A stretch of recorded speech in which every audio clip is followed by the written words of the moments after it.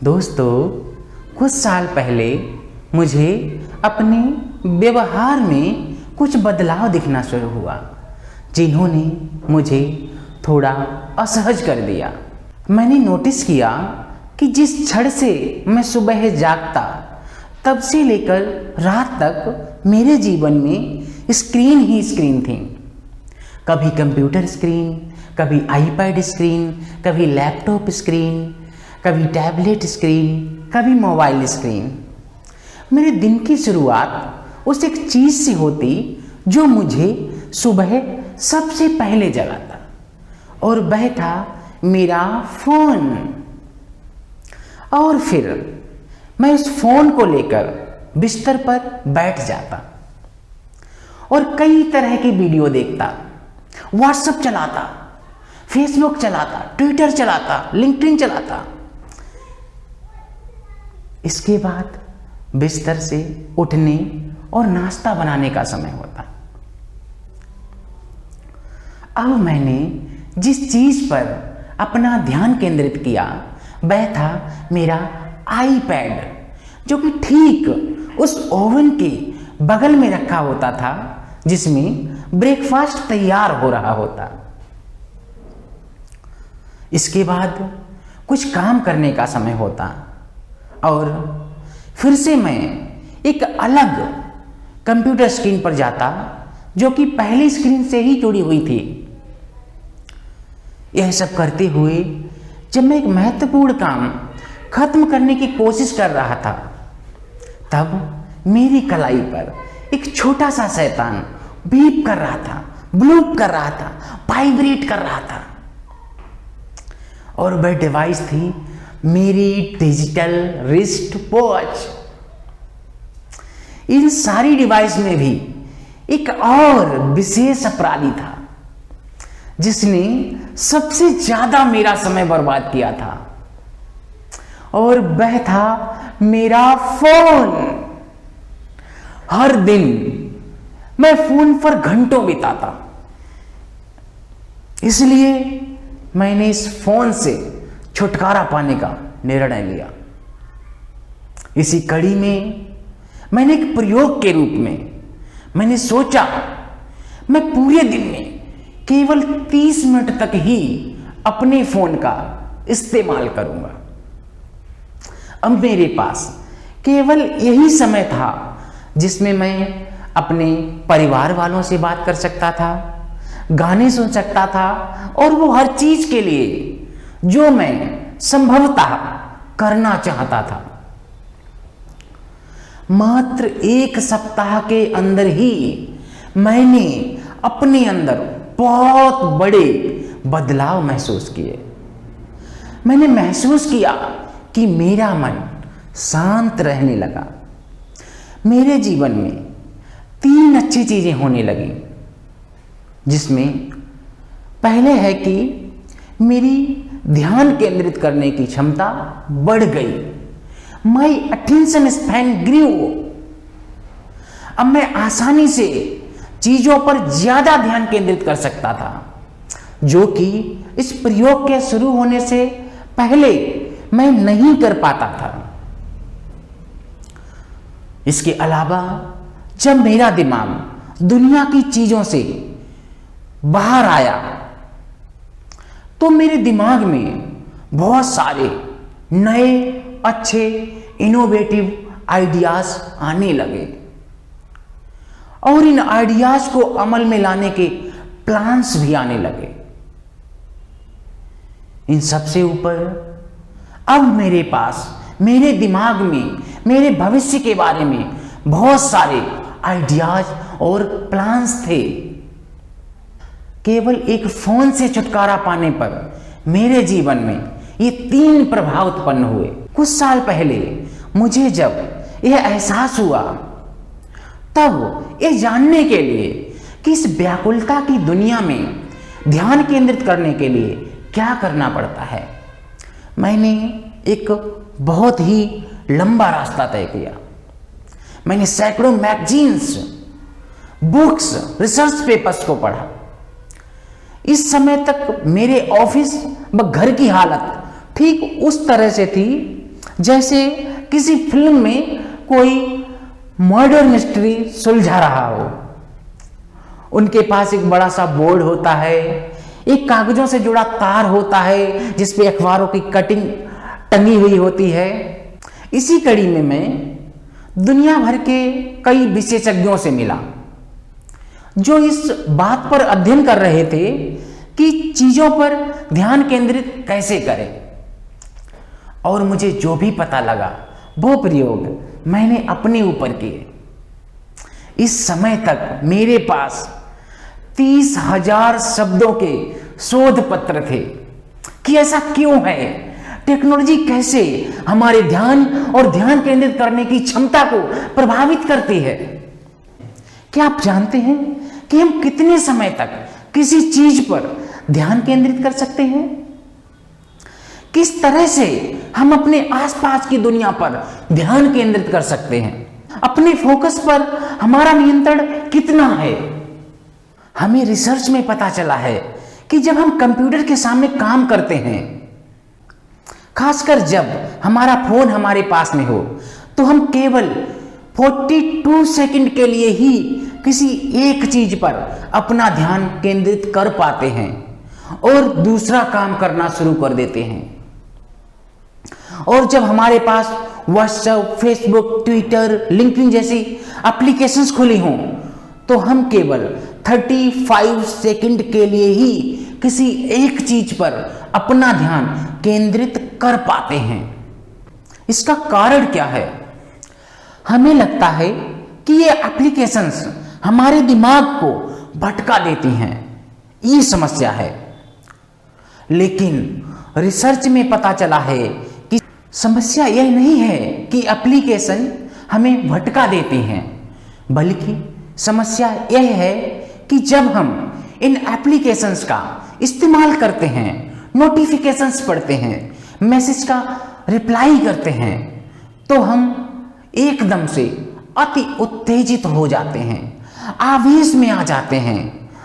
हमारा दिमाग social media, emails, message, notifications को प्यार करता है।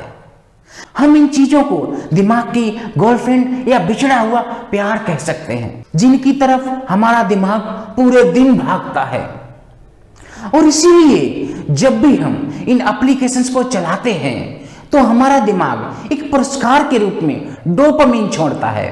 डोपामिन एक तरह का रसायन है जो हमें अद्भुत आनंद प्रदान करता है, जैसा कि हमें तब मिलता है जब हम अपना कोई फेवरेट फूड खाते हैं या मंगवाते हैं, या फिर तब जब कोई सिगरेट पीने वाला व्यक्ति सिगरेट पीता है, या फिर जब कोई चाय पीने वाला व्यक्ति चाय मंगवाता या पीता है। इसलिए हम न केवल डिस्ट्रैक्शन की लालसा रखते हैं, बल्कि हमारा दिमाग डिस्ट्रैक्शन करने वाली चीजों को ढूंढने और उन्हें बाकी चीजों से ज्यादा प्राथमिकता देने के लिए पुरस्कृत भी करता है। तो आज ये है हमारे मन की स्थिति। आज हम उन ध्यान खींचने वाली वस्तुओं के बीच में रहते हैं जो हमारे दिमाग को बहुत ज्यादा उत्तेजित कर सकती हैं, हमें भटका सकती हैं, हमारे ध्यान को भंग कर सकती हैं। और इसलिए मैंने सोचा, ठीक है, अगर फोन और बाकी की एप्लीकेशन का मेरे ध्यान की अवधि पर यही प्रभाव पड़ता है, तो मैंने दिमाग को भटकाने वाली सारी चीजों का इस्तेमाल करना बंद कर दिया। क्या आप जानते हैं, जब आप ऐसा करते हैं और इन सारी एप्लीकेशन से दूर हो जाते हैं जो आपके दिमाग को भटकाती हैं, तो आप कैसा महसूस करते हैं? इसका कि नाम होता है जिसे हम ऊब जाना या बोर हो जाना कहते हैं। ठीक इस प्रयोग के बाद मैंने एक दूसरा प्रयोग किया, जिसमें मैंने अपनी वेबसाइट के रीडर्स से पूछा कि इस दुनिया में सबसे ज्यादा बोर करने वाली चीजें क्या हैं जिसे करने के बारे में आप सोच सकते हैं। मैं अपने आप को दिन में 1 घंटे के लिए 30 दिन तक बोर करना चाहता हूं। इसी कड़ी में पहले दिन मैंने जीमेल्स की टर्म्स एंड कंडीशन पढ़ी, जो समझने में काफी आसान थी। 5वें दिन मैंने सड़क पर 1 घंटे में कितनी गाड़ियां निकलती हैं उसकी गिनती की। 15वें दिन मैंने घड़ी की टिक टिक करती सुइयों को 1 घंटे तक देखा। 30वें दिन मैंने देश में जितने भी घोटाले हुए उन रुपयों में कितने जीरो होंगे इनकी गिनती की। अब जब मैं अपने पिछले दिनों के बारे में सोचता हूं तो मैंने ठीक वैसा ही प्रभाव देखा जैसा कि मैंने स्मार्टफोन वाले प्रयोग में देखा था। मैंने पाया कि हमारे दिमाग को पूरी तरह शांत होने व आराम करने के लिए लगभग 9 दिन लगते हैं। उदाहरण के लिए जब हम छुट्टी पर जाएं, मैंने पाया कि मेरे अटेंशन स्पैन में और विस्तार हुआ। मैं पहले की अपेक्षा और भी अधिक आसानी से ध्यान केंद्रित करने में सक्षम था। मेरा दिमाग इतना शांत था कि इसने डिस्ट्रैक्ट करने वाली चीजों को प्राथमिकता नहीं दी। लेकिन मजे की बात यह थी कि मेरे दिमाग में बहुत सारे आइडियाज और प्लान्स आए जो पहले कभी नहीं आए, क्योंकि मेरे दिमाग को शांत होने की वजह से बार बार सैर करने का मौका मिला।